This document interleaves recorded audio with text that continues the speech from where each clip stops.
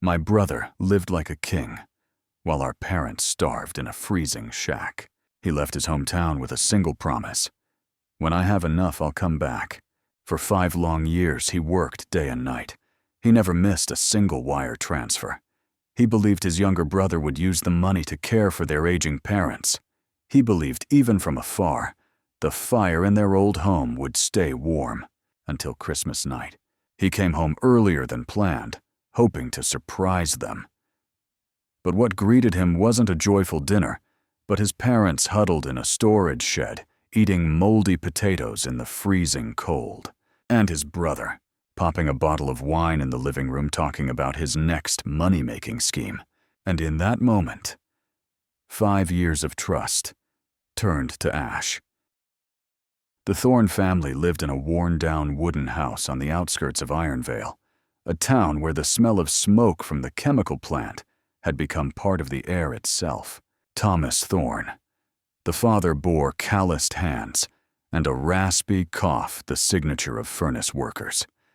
His wife, Irene, had permanent dark circles under her eyes from working night shifts at the frozen food-packing plant. They weren't rich, but every dinner, there were 2 neatly plated fried eggs on the table, even when they themselves only had stale bread. Elias, the elder son, had always been the quiet one, diligent, thoughtful. He'd give up the last bite just to see his brother smile. But Micah was different. He believed he was born in the wrong place, destined for comfort, not labor, to enjoy life, not endure it. After earning a full scholarship and graduating from college, Elias spent a few years working in town. But then, one early winter afternoon, he packed his bags. "When I have enough, I promise I'll come back," he said, holding his mother's hand. "I won't let you or Dad suffer another day." Irene smiled, but her eyes were already wet. In the state where Elias settled, winter came crashing down by October. He rented a tiny attic room above an auto repair shop, slept on a saggy old sofa, and used a borrowed wool blanket from the landlord to fight off the cold that crept in through cracked glass windows. Elias worked for a civil construction company, hard labor. Barely enough to get by. He took every shift, even Sundays. Lunch was a cold sandwich in a plastic box. At night, he squeezed in extra hours drafting blueprints just to earn a few hundred more. He spent nothing on himself. Every single month, he wired home $100, sometimes more if there was a family emergency. And with every transfer, he sent his mother a message. "Don't worry, Mom, I'm almost there." Back home, Micah dropped out of school blaming mental pressure. He scoffed at the idea of manual labor. "That's for people who don't have options," he said.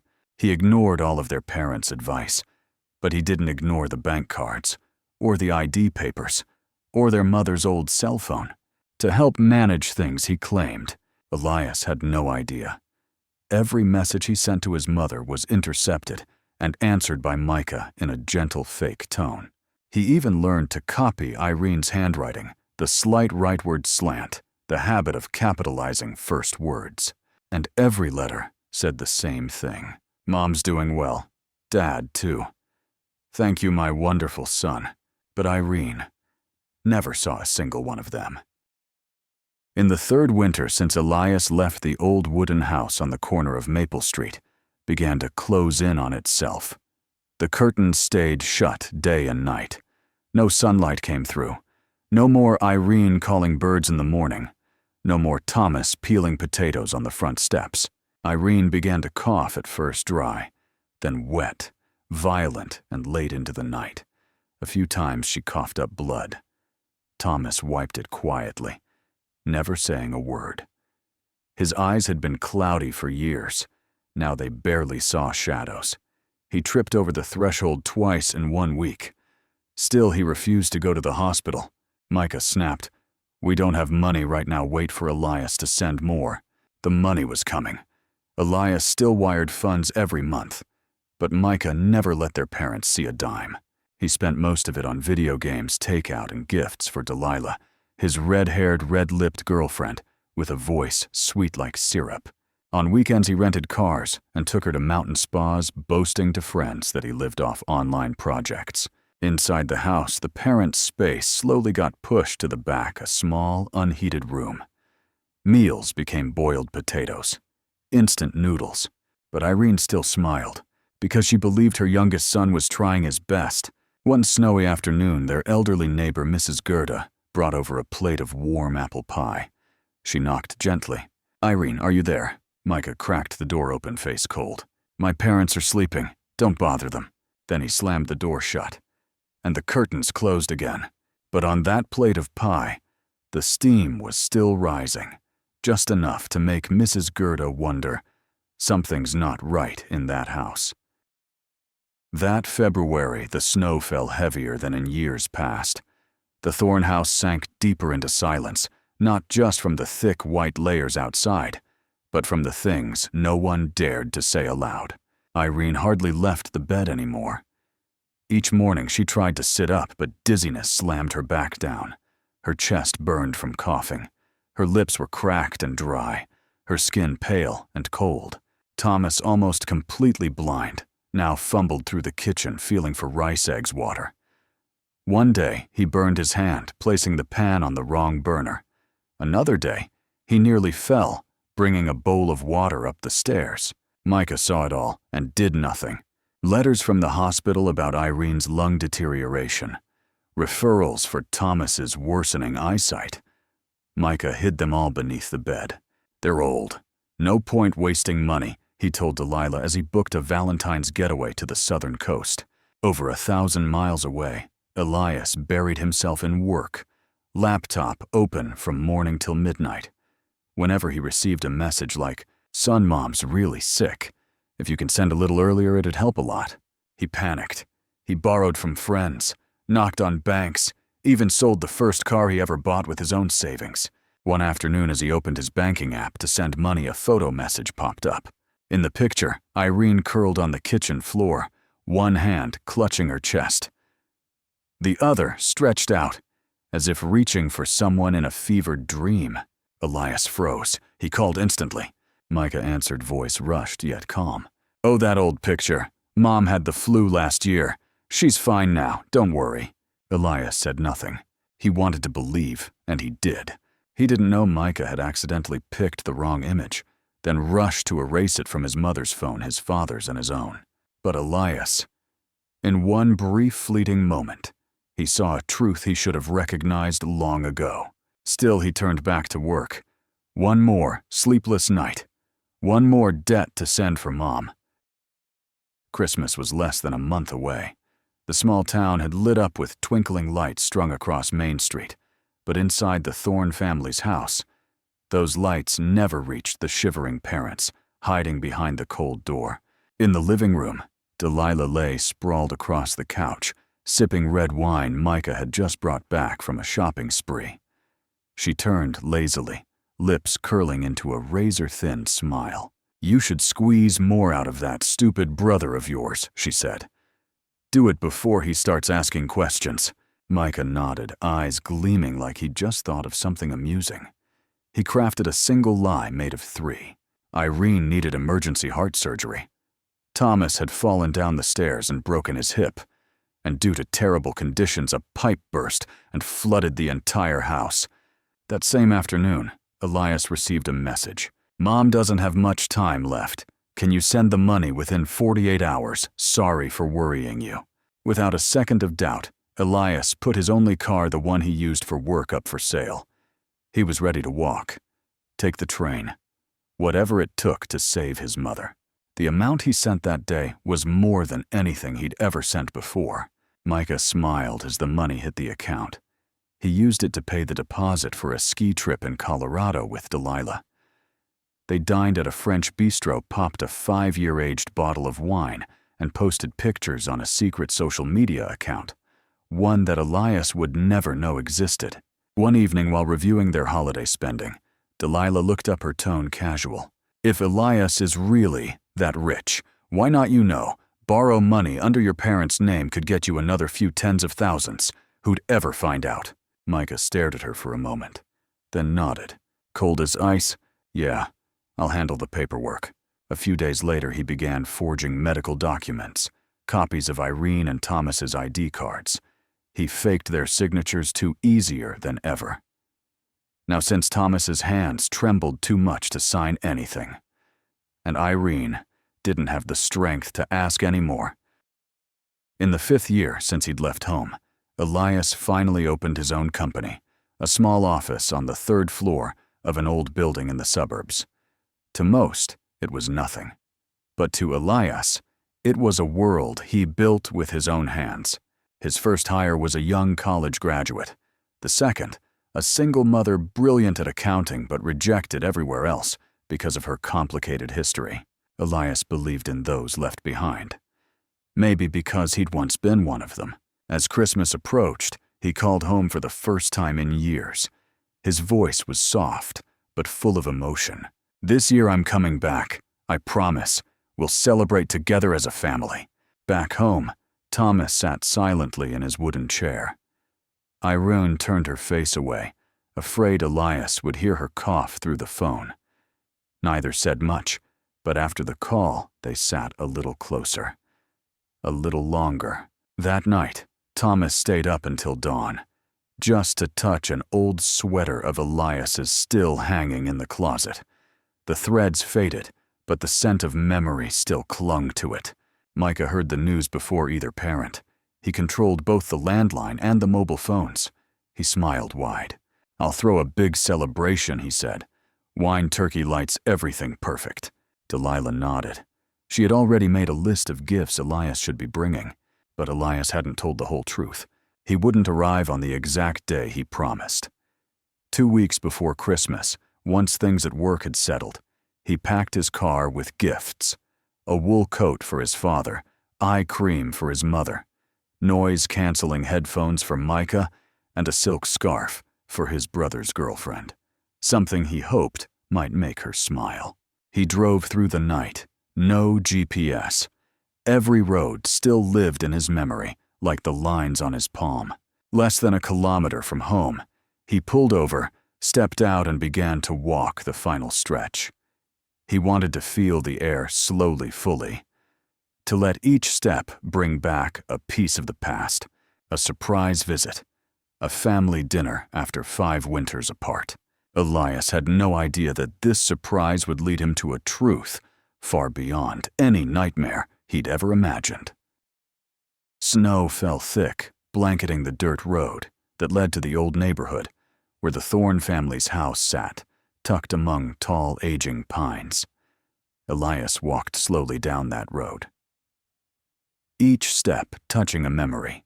The late December sky was crystal clear, his breath rising in soft white curls.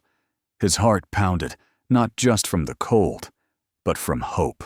He pulled his coat tighter, carried the gift bag in one hand, and turned the familiar corner, the very spot where as a boy he'd once crashed his bike. And his mother came running to scoop him up, eyes filled with worry. "Elias," a voice old, raspy, but familiar. Elias turned. There stood Mr. Gerald, their neighbor over 70, now carrying a paper bag filled with candles and bread. "Mr. Gerald," Elias smiled, stepping forward. "I came back as a surprise. Thought I'd catch my family off guard." The old man froze for a moment. Then his expression changed from joy to confusion. "Dear God, it is you." He looked around, voice dropping to a whisper. You don't know, do you?" Elias slowed. "Know what?" Mr. Gerald exhaled, voice breaking. "I wasn't supposed to be the one to tell you this, but something has been wrong for years. Your parents, Thomas and Irene, they've been living in the backyard shed." Elias froze. "What do you mean?" "The storage shed. That tiny place where you kids used to keep toys. That's where they live now." He swallowed. Micah told everyone the main house was under renovation. But it's been 3 years. Elias's grip tightened around the gift bag. "That can't be. My brother said the house was fine." Mr. Gerald shook his head slowly. "Every night I hear coughing, brutal choking. Coughs like someone's coughing up blood. One time during heavy snow, I saw Irene crouched in the yard collecting water, wearing a torn sweater. and she looked around like she didn't want to be seen. Elias's voice cracked. And the main house? Oh, parties all the time, the old man said bitterly. Music every night. Micah's girlfriend parks her red car right in front. One Christmas, I brought over a pie. Micah slammed the door in my face, said your parents were sleeping. Silence fell between them. Elias looked down at his shoes soaked in snow. His hands shook, not from the cold, but from something breaking inside. But why didn't my mom say anything, he whispered. Mr. Gerald lowered his gaze. I wondered that too. Last year I wrote to you, told you everything. But the letter came back with a stamp, no such address. I asked Micah. He said you moved. Elias blinked. I never changed my address. I know, Mr. Gerald said quietly. He placed a hand on Elias's shoulder. But I think he changed your family's mail forwarding years ago. A chill tore through Elias deeper than the December wind. All these years, the money, the letters, the love, never reached the people who needed it most. He didn't say another word. He just tightened his grip on the bag and ran through the snow, breath sharp and shaky, as if something in his heart was shattering with every step. Not far away. The lights in the Thorn house still shone bright, but they were no longer the lights of home. They were the lights of a dark truth waiting to be unveiled. The snow kept falling. The warm yellow light from the living room spilled partway into the backyard, where Elias moved quietly along the sidewall, hugging the snow-covered bushes. He didn't go through the front door. Mr. Gerald's words still echoed in his mind, like slow, steady blows against his chest. He made his way to the back, to the forgotten shed no one ever looked at anymore. The flimsy wooden door hung slightly ajar. Elias crouched down, heart pounding his hand, trembling as it reached for the handle. A gust of icy air hit his face as the door creaked open. The small room reeked of damp rot. No light bulb, mildewed, cracked walls.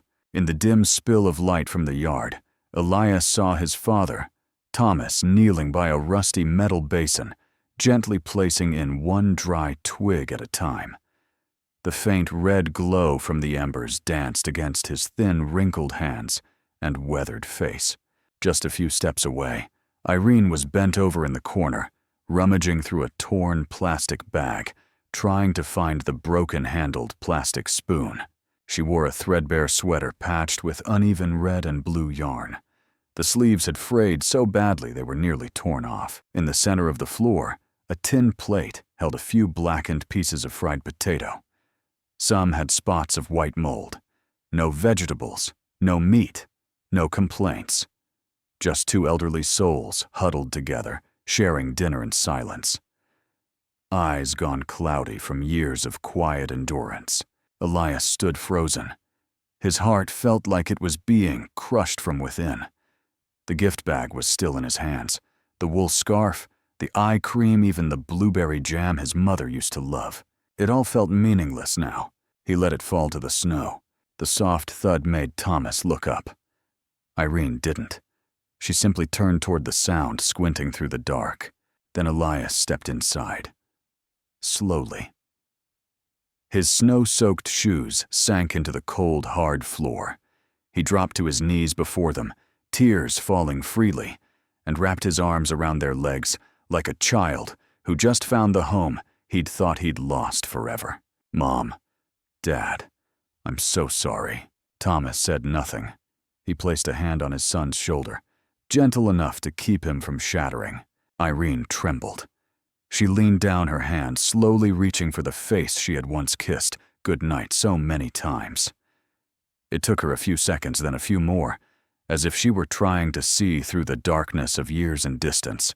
Then she gasped barely a whisper, Elias, and then she wept. But not a cry of suffering. It was the sound of prayer, the sound of a mother who thought she'd been forgotten forever, touching the warmth of a love she thought had long vanished with time. The main house was much warmer, but not from love. The heat came from the glow of candles lining the dining table and the crackle of fire in the hearth. The scent of roasted turkey, melted butter, and red wine filled the air, making everything seem like the perfect Christmas. But only for those inside.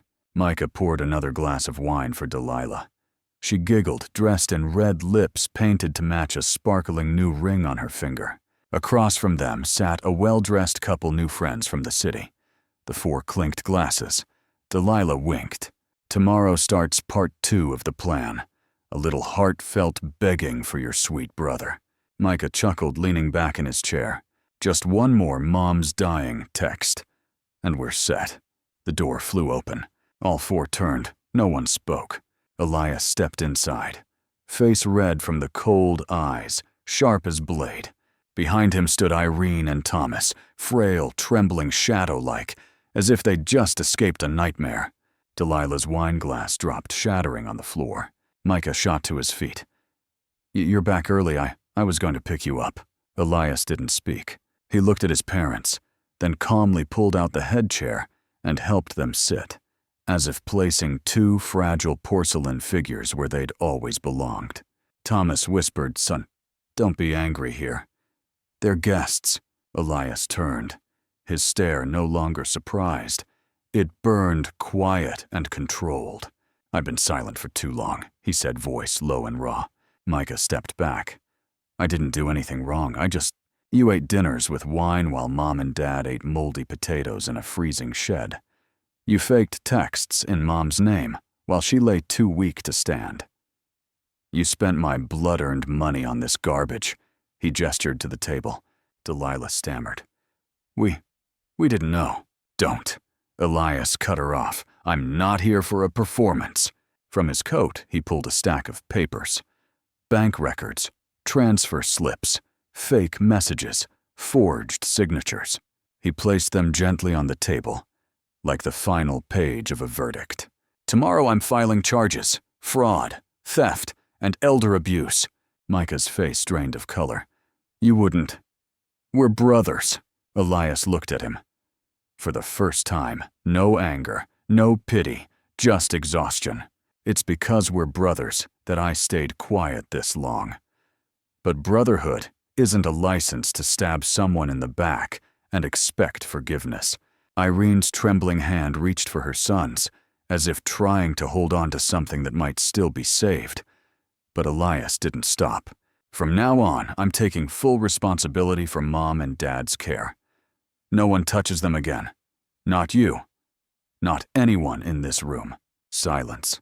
Only the wind howling through the doorframe, and the candles still flickering, still beautiful, and now piercing. 1 week later, the verdict was read. Micah was found guilty of fraud and theft against his own family. The sentence was significantly reduced after Irene stood up in the courtroom, her voice no louder than a breeze. "After all, he's still my son." Elias didn't object. He stood quietly beside his parents, one hand gently holding his father's elbow. No anger in his eyes anymore. Only a silence that had been worn smooth over time. That afternoon, Elias left Ironvale with Thomas and Irene. They climbed into the car in silence. Irene fell asleep in the passenger seat, a thin blanket wrapped around her frail shoulders. Thomas gazed out the window, watching their old house disappear behind the trees. It was no longer a home, just a place where trust had once been betrayed. Months later, that house no longer existed. Elias bought the remaining property outright. He had it torn down to the foundation. And in its place, he built something new, whiter, warmer, filled with light, with a real kitchen and soft beds. It became a home for the elderly in town. Its name was simple: the house without locked doors. On the day construction was completed, Micah showed up without warning. He stood at the edge of the yard, not daring to enter. Gone were the tailored suits and designer shoes. He wore an old coat, now creased, dull forgotten. Elias walked over. He didn't speak. He just handed Micah an envelope. Inside a check, the exact amount Micah was legally entitled to in his inheritance. Not a penny more, not a penny less. Elias spoke softly, but each word was clear. "This is all you'll ever get from me. Don't come back. And don't ever ask for anything from Mom and Dad again. Micah clenched the envelope, eyes red, but Elias had already turned away. That night, in a small city apartment, Elias sat by his mother's bedside and handed her a warm cup of tea. Irene asked gently, voice trembling, "Are you still angry?" Elias smiled faintly. No bitterness, no tears. "Not angry anymore, but I won't forget." He looked out the window where the street lamp cast a soft, golden glow across the room. Elias never said he forgave, but he chose not to let hate spread any further in the blood that still ran through him.